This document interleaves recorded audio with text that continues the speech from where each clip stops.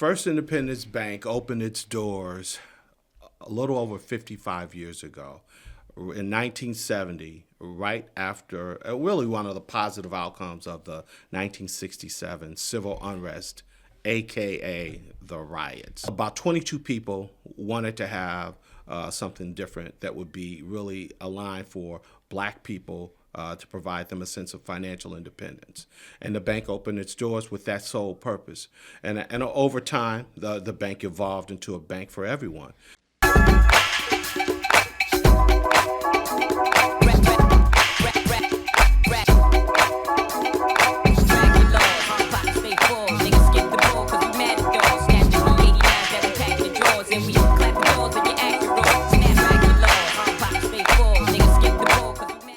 If you're looking for a space that feels like yours but comes with way more perks, then Bamboo's dedicated desk is exactly what you need. Now, when you sign up for a dedicated desk, what you'll get is an ergonomic chair, so your back won't be hurting while you're getting your work done. You'll also get free coffee and tea daily in order to fuel your grind. And don't forget, you get mail services and printing services right at your fingertips. And also, you get your own personal storage with the lockbox for your security and peace of mind. And it doesn't stop there. Just by being a member of any of the Bamboo locations, you get access to discounts from local businesses. So if you're ready to join the Bamboo community and find a space that's yours, what I need you to do right now is to go ahead and email Malika at bamboocowork.com or give them a call at 313-766-0134 and tell them that the Black Fridays podcast sent you. And right now, while the desks are available, if you sign up for a 6-month commitment, you'll get 1 month free. Or if you sign up for a 12-month commitment, you'll get 2 whole months free. I look forward to seeing you at the Bamboo locations. With that being said, let's get into the episode.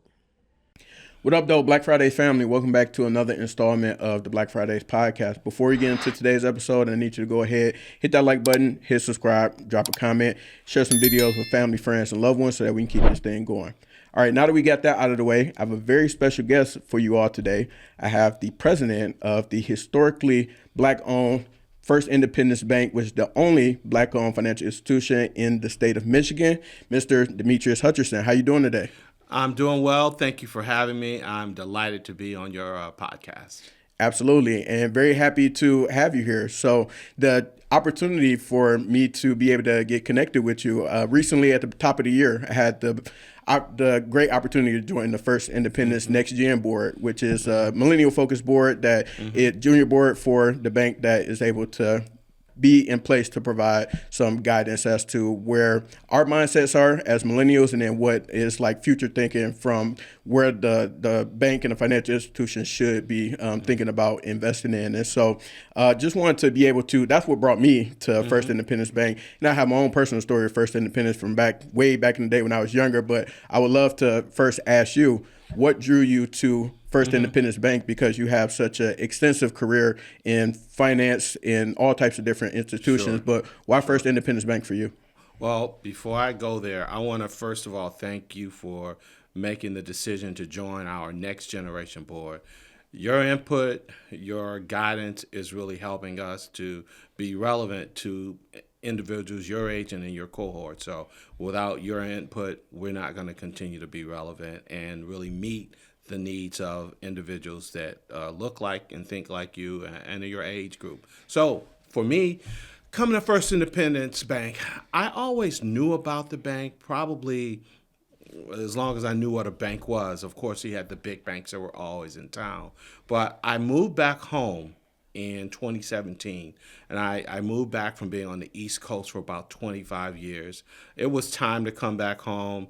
My wife and I were empty nesters at that juncture, and we just felt that there were a lot of great things going on. I initially came back in a role at Comerica, and I was doing extremely well, had some really solid relationships that had been nurtured over the years. And when Chairman Kelly called me to talk about First Independence Bank, always had an affinity toward the bank. So I was anxious to speak with him and see what I could do to help him. And when he approached me about the prospect of working for him, I was a little surprised, and I initially said, well, I'm not sure, but let me try to help you in other ways. And he came back to me again And then we had a deeper discussion, and he talked to me about what he really wanted to do to take the bank to the next level. And as he spoke to me about that, it really touched a lot of the things that I'm really about. I'm a Detroit kid. I grew up on the Lower East Side. I've always wanted to be and have some type of impact and some type of legacy that would really, really help my hometown.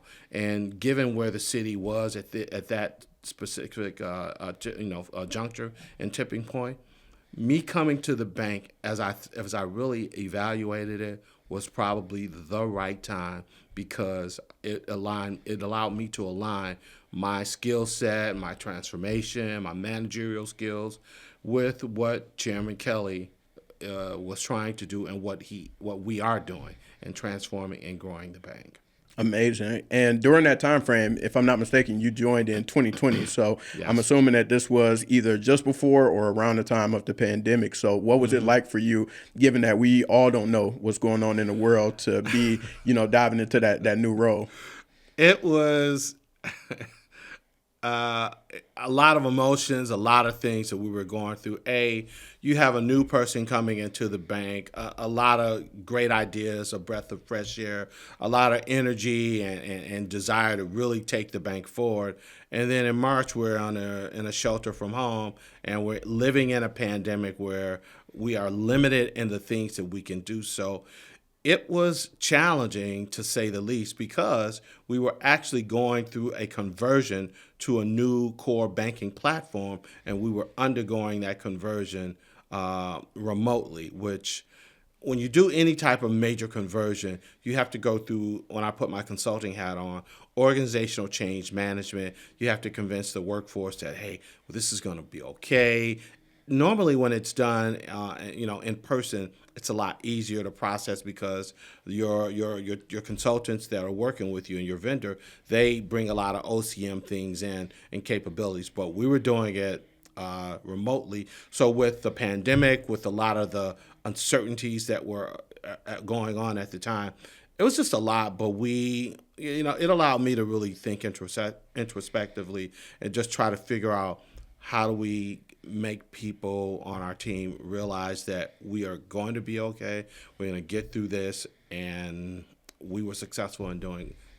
Yeah, very much so. And I got to ask you before I forget, and then before we go into my next segment and we have a little bit of fun, could you talk to people, if they're not familiar with First Independence Bank, they're hearing this podcast for the first time, they don't know anything about it. Could you talk to the essence of what the bank is, and then also maybe some of those unique services and offerings that the bank has? First Independence Bank opened its doors a little over 55 years ago. In 1970, right after really one of the positive outcomes of the 1967 civil unrest, AKA the riots. Right. I don't like to use that term, but it was a lot of things going on at that time. So about 22 people wanted to have something different that would be really aligned for Black people, to provide them a sense of financial independence. And the bank opened its doors with that sole purpose. And over time, the bank evolved into a bank for everyone. It was initially started by about 22 people from the community and business owners.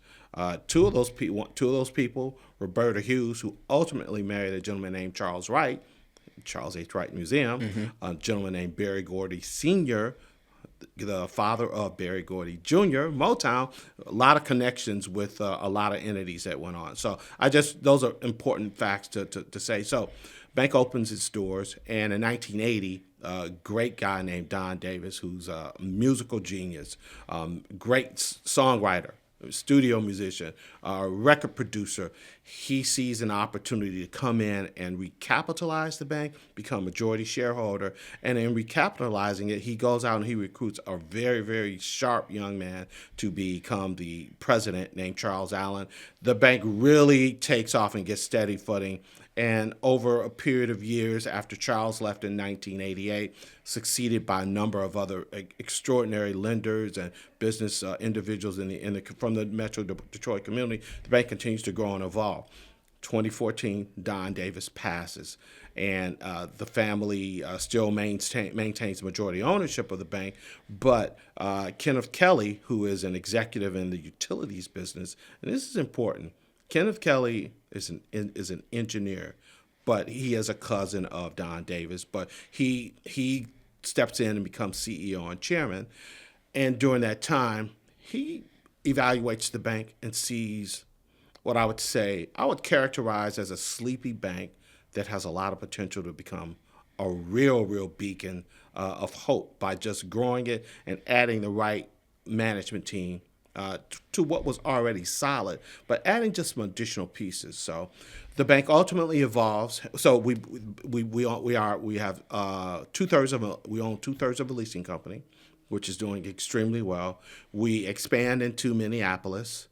He hires me, some other people, and add a lot of, and bolsters the management team, and has a vision and a plan to grow. We expand into Minneapolis, and the story where we are is we tripled in size. We now have an open technology banking platform. We are a bank for everyone. We are still Black owned and controlled, but we're not Black only. We are a bank for everybody. You can use your bank, although we're limited to 4 branches, 2 in Michigan, 2 in Minnesota. You can go to about 55,000 branches because we have partnerships, and you can use your ATM card and have no surcharge because of the partnerships that we've been able to develop. And we've expanded while we're adding a next generation board to allow us to think about and have products that are going to be meaningful to millennials, Gen X individuals. And the story now is that we're a bank for everybody. You can do anything that you want to do online. We have a digital banking platform, and we're going to continue to try to be innovative and creative in the products that we offer. Very nice. That's perfect. The perfect way to segue. So now I would love to have some fun on Black Fridays and introduce you to my favorite part, which is Freestyle Fridays.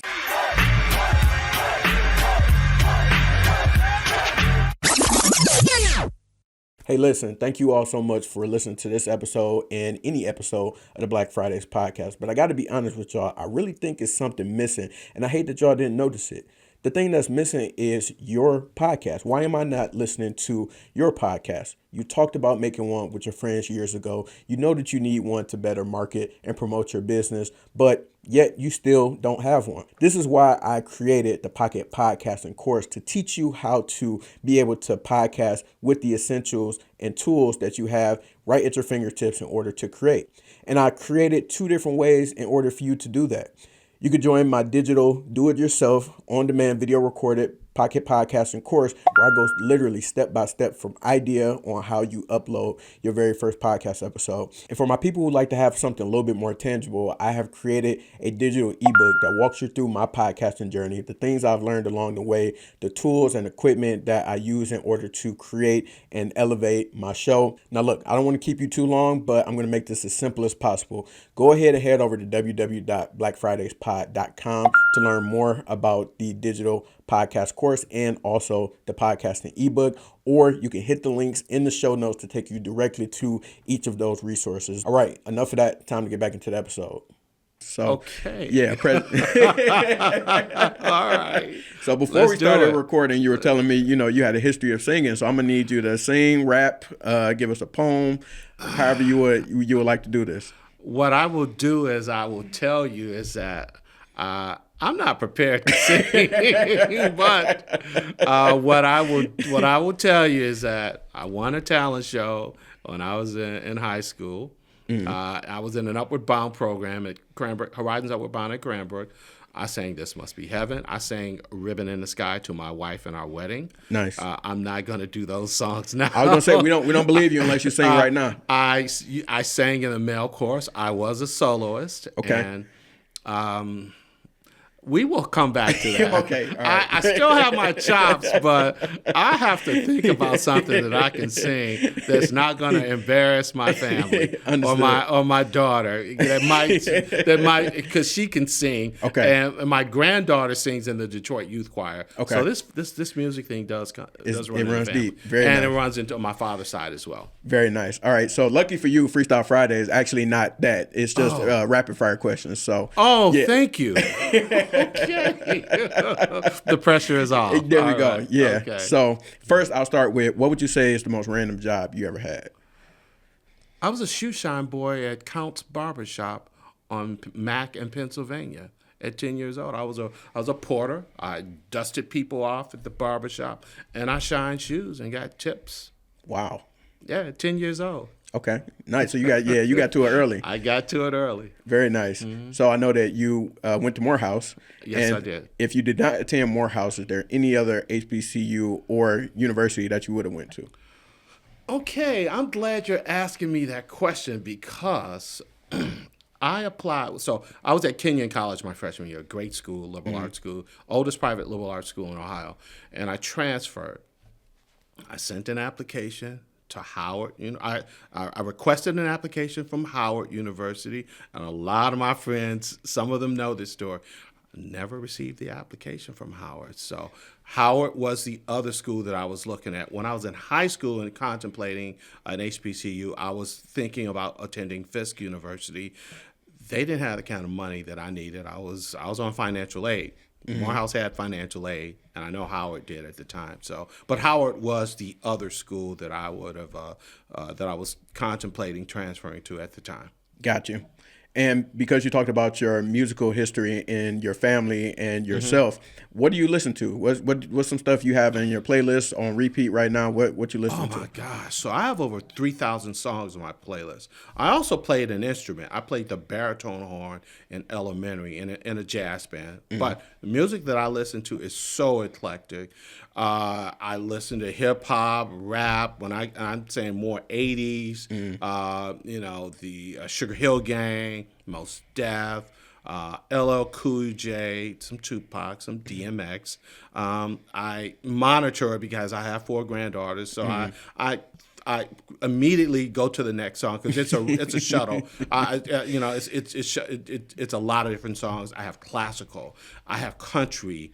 I have a lot of old mainstream jazz and obviously fusion. I've seen a number of jazz artists perform over the years. Some of the greats back at Baker's in the 70s. And I've met people like Kenny Burrell, Charles Earland, Marlena Shaw, some of the greats. And so... But but until some of the modern, everybody, the modern day, like Najee and even more, there's a woman that my daughter likes.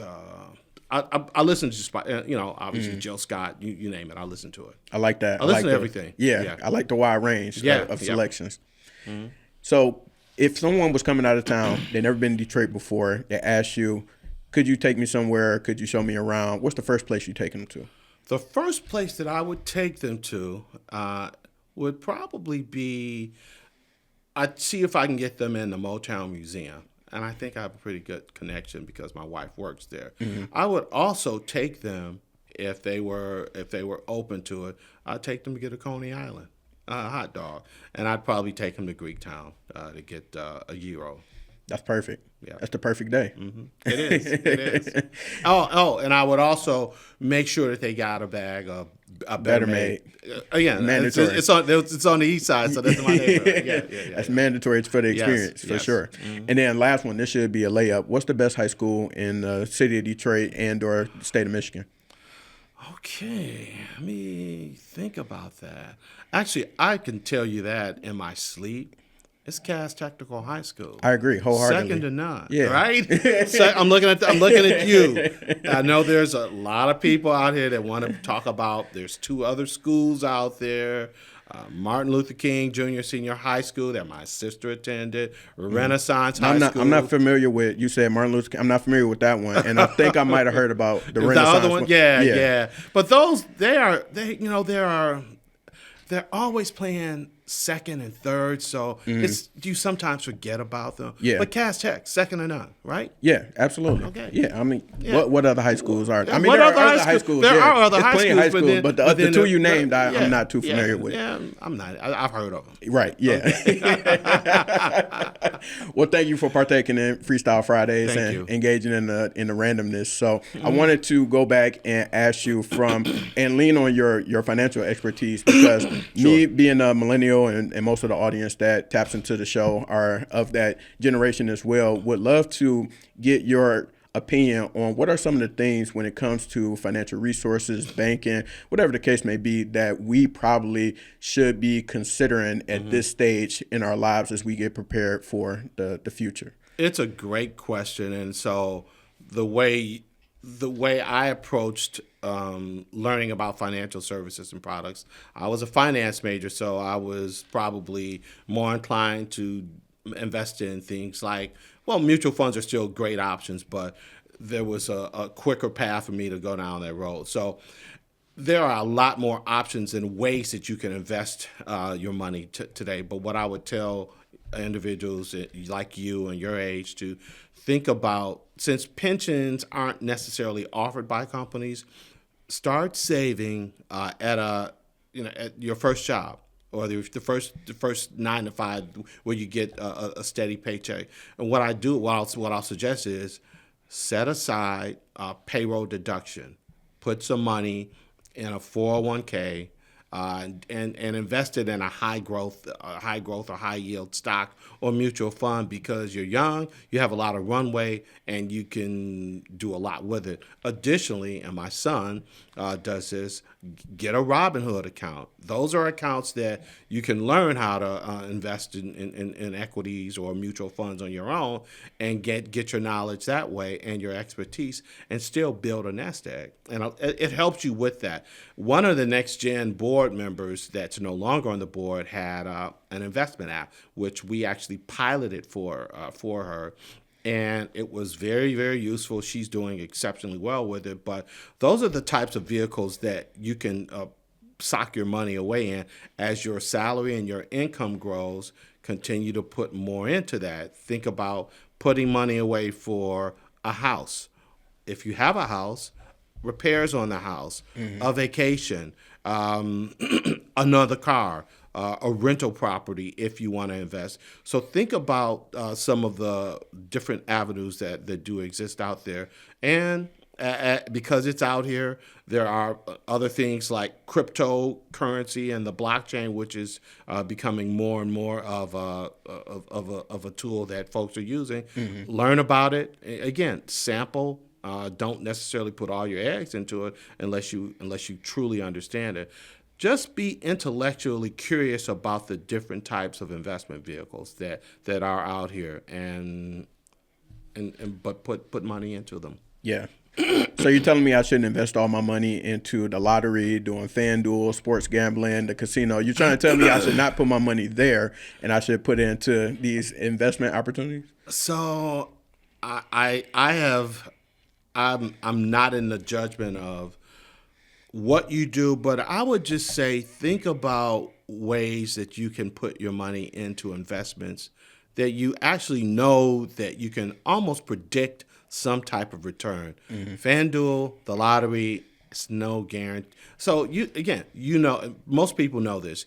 You have a greater probability of being struck by lightning than winning the lotto, than winning the Powerball. So if you think logically about it, and again, I'm not insulting anybody. Just talking numbers. Yeah. There are random times when the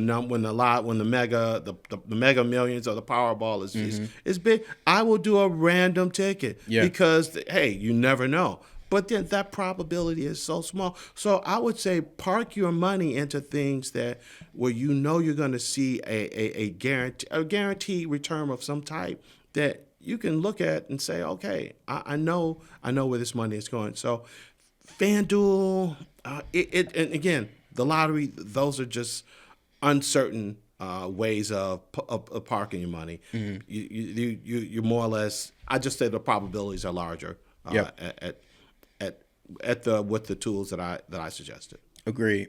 And it took me a while to be able to understand the investment vehicles and like how to get into the market, things like that. I think for me, I started also with a Robinhood account, as I know that you had mentioned someone else did. And that actually helped me be able to generate some money that I was able to take out once I was ready to purchase a home. So it got me in a position where I said, hey, I got this amount that I'm willing to play with in the market. I'll put it in here. And then it yielded some results for me that helped me get what I wanted ultimately, which I thought was was phenomenal. And I wanted to ask you, what age or what time frame do you feel like you came around to having a solid financial literacy understanding or foundation, whether at a young age or whether as you progress through your career? So I would say probably around. I really had a pretty good understanding of it. I just didn't in my mid 20s. I wasn't really saving as consistently as I probably could have or should have. But I knew it, and I actually so I probably had. I've been working with a FA, a financial advisor, for over almost 40 years. And so that's where you develop the whole pattern. And that allowed me to really commit to it. So in my 20s, I knew it. I started getting more disciplined about it towards my 30s. And I worked at places where I ultimately did have a couple of pensions. So once those companies were acquired and those pensions became they gave you a option of a lump sum. I rolled them over, so I've been able to benefit that way. I would say I was aware in my mid 20s. I really started being disciplined in towards my 30s, and the rest, as they say, I was pretty steady by then. Yeah, Afterwards, absolutely. and that's a natural. Your 20s, in my opinion, are a period of discovery about a number of things. Mm-hmm. And then your 30s is where you kind of get serious. Your 40s is where financially you should start really accumulating wealth and putting more money to the side. You probably have had a home by then, and you can start parking money towards retirement. And it carries into the 50s and so forth. Absolutely. And continuing to speak to those folks that's in my demographic, could you just talk about the development of the first gen board? Because when that was one of the things that attracted me to wanting to be a part of the board, was the fact that I felt that was very innovative and forward thinking, to be able to have the input of those people that's in my demographic, leaders in their communities in their own right, and being able to provide that foresight of things that we care about. So just want to know if you could talk a little bit more about the development of I'm that. happy to talk about that. And again, this is another pillar that Chairman Kenneth Kelly, was able to think about, being thoughtful as he thought about the bank. And I used the term sleepy, and it was just a bank that hadn't really started thinking about ways to become more relevant and really more aligned with where society and where spending habits and thinking habits are. His thought was, okay, he looked at our customer base, and he saw the opportunity, the need to try to be more inclusive of younger people. And I don't know what they're thinking. How do I improve on that? So he hired someone that was helping us with social media, and as he started talking with her and other people in her cohort, and he started coming up with this idea on, I need to hire a board of millennials, because that was the initial name. But the millennials, they understand what we aren't doing, what we need to do. And so some of the things he said, okay, I'm going to bring you on. We give you a small stipend. You'll actually get to be on an actual board, and you get to do the kind of things that a board does, and you do some things to supplement and augment what the board of the traditional board does. But tell us what we need to do to get some immediate impact on and drawing people like you and your age. And so, website, we did a refresh. Still working on that. Some of the products, pilot some of the products. The one product that I talked about, mm-hmm. that a millennial board member had, that was an uptick, and it just gave us more perspective. And they started thinking about additional ways, and we introduced other products that were more attractive and that would get people interested in our bank and in our products. And looking at our core banking platform, an open technology platform, was something that we knew we needed to do. So that was all part of the the vision and his thinking, and then just executing on it is what made a difference. And the thing is that you get people that would be on for 2-year periods. You wanted to roll them in, allow them to get the experience on being on a board, and thinking and being in a place of business. roll them off, get newer people in, different perspective, and allow us to continue to evolve. And it continues to work well. Yeah, and I believe Thanks that. to you and others. Yeah, thank you. And I joined at the top of this year, 25, and I believe that it was initiated in 2019, if That's I'm not correct. mistaken. Okay, That was right before I started. Yes, that's nice. true. Yep. Very nice. And then, so yeah, we're going to continue to keep it going. I got a 2-year term, so I'm not going nowhere no Absolutely. time soon. Yeah, yeah.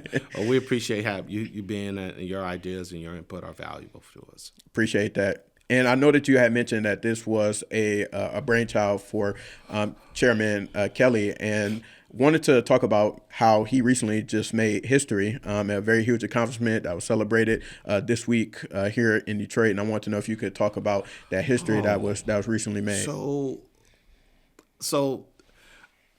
just consider this: First Independence Bank, first, and this is really happening around some somewhat serendipitous things and events and occurrences. Mm-hmm. So he became the first person of color to be elected to the board, the chair of the board of the American Bankers Association. This is the trade association for all of the banks. I'm talking about 25 trillion in assets, not billion, but trillion. That's a big number. Mm-hmm. That's a 150-year-old organization, and he has been entrusted to lead and guide individuals that provide oversight as a trade organization to all of the banks. That's extremely significant on a number of fronts. You have an individual, again, this talks about talent, capability, ability to inspire and lead people, to be comfortable following you, to be trusted to take on that. It speaks to his ability and talent. So it's historic. It speaks volumes about him as a person, as an influencer, and it just speaks volumes on, again, just the knowledge that he has over his career and the success that he has had as chair and CEO of First Independence Bank, and work that he did for the National Bankers Association. All of those things had a lot to do with him being tapped to take that leadership role. We are proud. All eyes are on him. We're going to continue to lift him up and help him to do the great things that he will do. And we're going to continue to lead at First Independence Bank. So it's a proud moment for all of us, for the state, as well as for First Independence Bank. Absolutely. And shout out to Chairman Kelly for that accomplishment, and definitely looking forward to see how he's able to lead in that position moving forward. And I wanted to ask you, being in leadership at First Independence Bank, what would you say that appointment does or means for the bank moving forward? Well, what it does, it draws attention to the bank, because they want to know more about him. They want to know more about the bank and the story of the bank.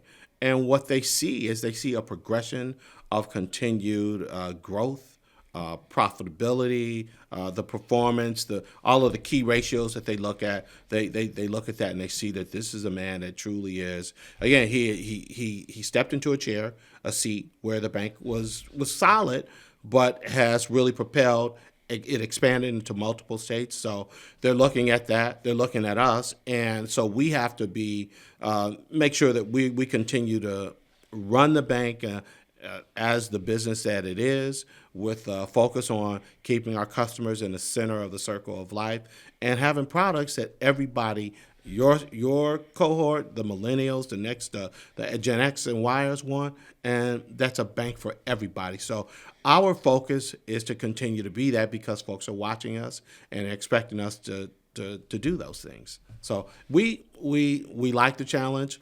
We like the attention.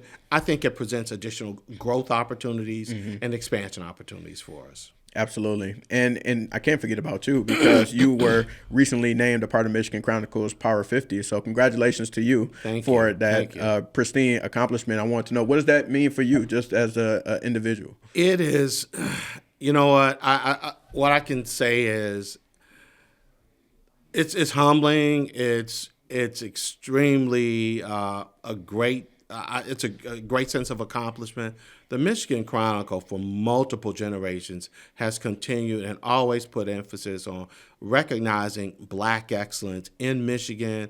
And for me to be recognized for the work that I'm doing in my job that I really like, and this is my job, but being recognized for that and being as an influencer in Southeast Michigan, it speaks volumes to me just continuing to be disciplined and focused on the responsibility that I have as a person that's leading this bank, to the team members at this bank, to the community that I serve, and just the sense of pride that I have every day that I try to do something positive to change lives and make them better. So being recognized by the Michigan Chronicle it's an extremely huge honor, and it's humbling.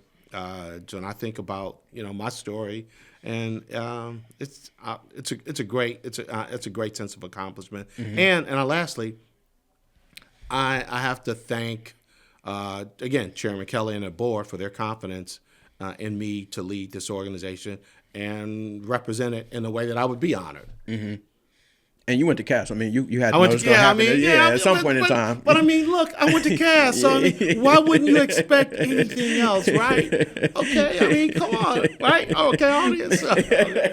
Let's continue to remind people about that. Absolutely, yeah. absolutely. Okay. Yeah. And could you give us a peek behind the curtain and talk to us about your responsibility and/or your day-to-day when it comes to being the president at Michigan or at First Independence Bank? So.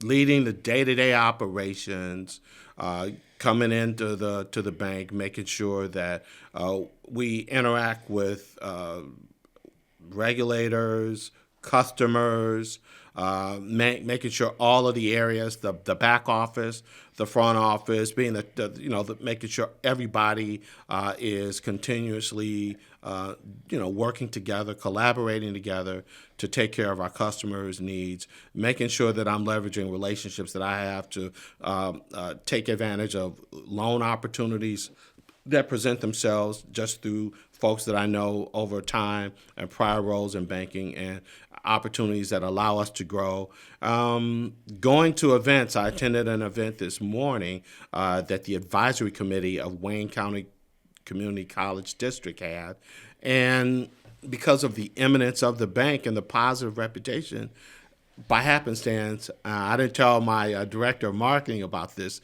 I was actually he did a one-off, one of the vice chancellors. He says, I want to let everybody know that we have the president of First Independence Bank here. And he asked me to make some remarks. So it was a shameless plug where I could say, look, you students to get your certificates and your degrees, think about opening up a bank account at First Independence Bank. So I go to a lot of community events. I make sure that we're doing all of the things in the community around financial wellness, financial literacy, again, auxiliary organizations, collaborating with CDFIs and loan committees, board committees that I sit on that drive a lot of the decision, the strategy. Those are some of the things that comprise the day-to-day and over a period of time at the bank. Yeah. It's fun. Yeah, nice. And you had mentioned the community aspect of it, and Michigan and First Independence Bank has always had a history of being able to have that community focus and the essence of that. So I want to know, in your role, how do you continue to maintain that community focus of making sure that the people in the immediate area and being able to expand out have the necessary financial resources that they need? Well, what we do is, so I do some financial literacy workshops, and I speak in some instances. I also sit on some boards of some nonprofit organizations. I also sit on a gubernatorial appointed board, which is the Michigan Strategic Fund, and I chair the Finance and Investment Subcommittee, which deals with economic expansion on major projects that continue to go on, where we're revitalizing communities there, where there are buildings that haven't been used, rebuilding them for mixed-use purposes. So that's part of the job. That's part of my community involvement, continuing to support businesses that provide various activities and levels of support to the communities. We try to sponsor and support organizations that are doing things that are aligned with the same principles and things that we view as important to the community. So, and we encourage our team members to do the same. Absolutely. And given the state of where we are in the world and so many different things happening right now in terms of people's benefits being cut off and different opportunities, I wanted to ask you, staying on that community focus, how do you feel that your community-based bank or local bank, whatever it is, because it's so many different institutions, Yeah. but how can they focus on meeting those basic needs of those people in those communities, regardless of what's happening elsewhere? So what we've been approached by some organizations that are doing things. Well, we have a Thanksgiving holiday coming up. We've been asked to partner with some organizations that are finding meals, finding food for people, and we're not only helping to sponsor some of those activities. Some of our team members are going to be actively participating in it. We're going to also try to find additional ways to support individuals that may need assistance where it makes sense, and that's also aligned with what we do in the various sponsorship initiatives that we take on. So we probably, it's really tough right now. I mean, I talk to you look at the news, you see people really hurting, and we honestly are going to try to make a conscious effort to listen to our customers. And in instances, right now, our customers don't appear to be how will I say it, struggling financially, where we're seeing impact to our overall portfolio and performance. But we're checking in with people, and we're just trying to say, hey, if things get somewhat challenging, we will work with you, and we'll try to work through things with you. But knock on wood, so far so good. But we will continue to support organizations that are trying to do things that are going to make folks' lives better. Very nice. Yeah. And taking a look into the crystal ball for the future, what do you see on the horizon for yourself and then also for First Independence? So for myself, I'm going to continue to be in this seat, continue to add talent to this bank. I think we're going to have opportunities to grow, and if fortunate, expand into other states. We are in Minnesota for now, and we're in Michigan, and hopefully there may be opportunities to expand in other states, which will create additional jobs for people, adding roles of importance to the bank, and that for me, will continue to allow me to lead this bank and allow me and Chairman to lead the growth and expansion. We want to be $1 billion bank, $1 billion plus a dollar bank.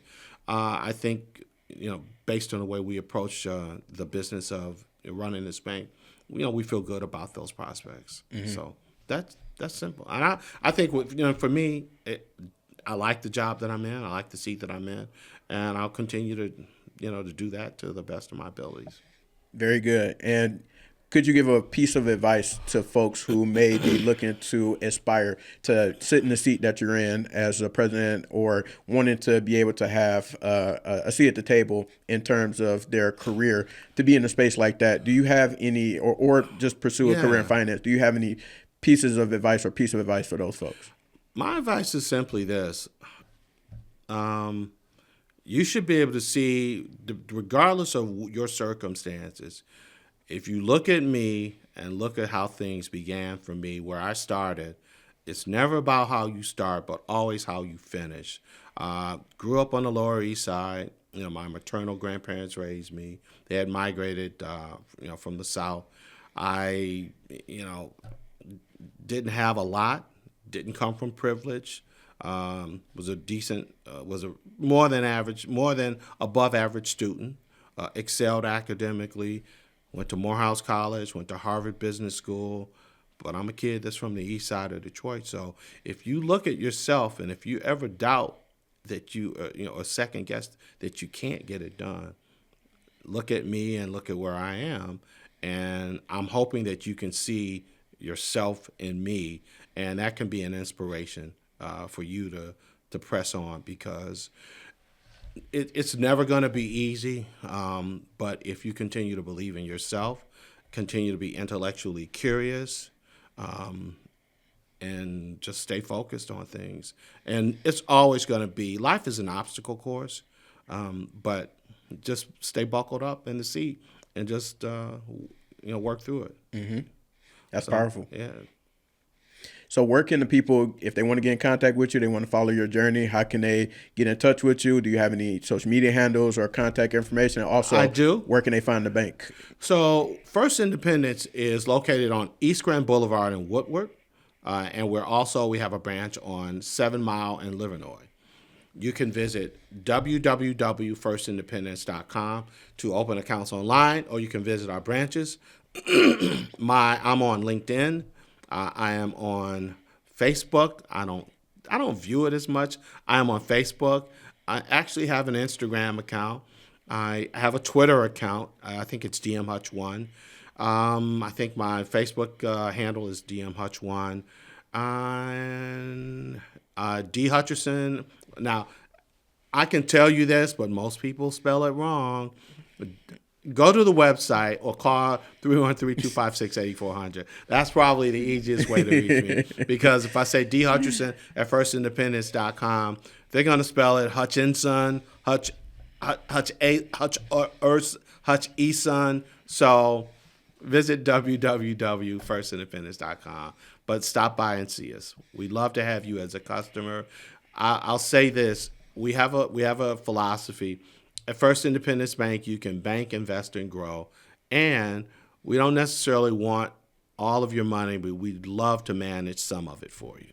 Absolutely. And I almost forgot to share my story with First Independence. So that was my very first bank account when I became a police cadet in high school. I think I was maybe like 15, 16 years old, something like that. And then I was like 16 or 17. And when I became police cadet, First Independence Bank was my very first bank account. I used to take the bus because we could take the bus for free with our yellow shirts. And then I would go and cash my check. I think we got paid weekly or bi-weekly or something like that. But that $100 I got every week meant the world to me back then. Yes. And then I didn't have no bills. I was like 16, 17. So, But First Independence Bank was I think it was the preferred bank that the program had used. And then, of course, just naturally created an account there. But that was my first introduction to it. I always got a special place in my heart, so it's great to come full circle and have this moment with you, and then also, of course, be on the next gen board. This has been outstanding. I've enjoyed it. This is great, and hopefully I did well enough to be invited back, maybe? Absolutely. Yeah, absolutely. The door is open, for sure. Okay. So we appreciate you, and we're thankful for all the work that you're doing and putting the community first and being able to make sure that we have the right tools and resources offered to the community, and grateful for all the work that you've been doing over the years. Well, thank you, and it's an honor and privilege to be in this seat and serve this community that is so near and dear to me. Visit us at www.firstindependence.com. Perfect. And everybody watching, listening, we're going to tap in with y'all soon. Peace.